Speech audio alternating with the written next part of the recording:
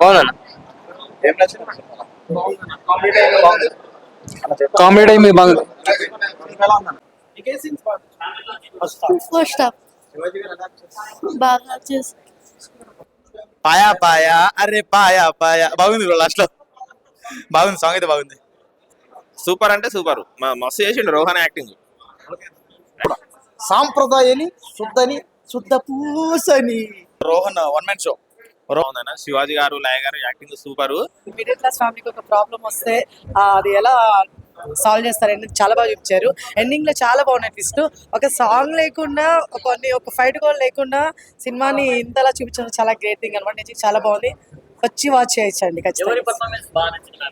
Obviously Shivaji గారిది చాలా బాగా అనిపించింది. లయ గారు చాలా రోజుల తర్వాత వచ్చినా కూడా ఎక్కడ కూడా అంటే కొత్తగా చేస్తున్నట్టు ఎక్కడ లేదు, చాలా బాగుంది. ఎస్, అంటే చాలా రోజుల తర్వాత లయ గారు అండ్ శివాజీ గారి కంపలు వచ్చింది కదా, సో ఎలా అనిపించింది? చాలా బాగుందండి. అదే చెప్తున్నా, అంటే ఒక ఫైట్ లైక్ నువ్వు సాంగ్ లైక్ సాంప్రదాయాలకి పేరు పెట్టాలంటే మన శివాజీ అనే, సాంప్రదాయంగా బతకాలంటే చెప్పాల్సింది శివాజీ అన్నయ్య. కాబట్టి సినిమాలో కూడా శివాజీ అన్న మాటతో, శివాజీ అన్న చెప్పిన ఒకటి ఆ మంచి మాటలకే హీరోయిన్ కూడా మారిపోయింది. అంతే, సినిమా చూసిన సేపు సాంప్రదాయంగా ఉంది ఈ సినిమా. అందుకని ఈ సినిమా పేరు సాంప్రదాయాన్ని పెట్టేశారు అనమాట. సరే, మొత్తానికి సినిమా అయితే అదిరిపోయింది. లాస్ట్లో ఒకే ఒక పాట ఉంది, కానీ మధ్యలో ఒక్కొక్క పాట పెట్టుంటే బాగున్నావు. కానీ అది ఒకటే కొద్దిగా మాకు ఎందుకంటే శివాజీ గారిది, లయ గారిది పాత రోజులన్నీ మాకు గుర్తొచ్చాయి. అందుకని కాస్త ఒకసారి ఎమోషన్ అయ్యేనా.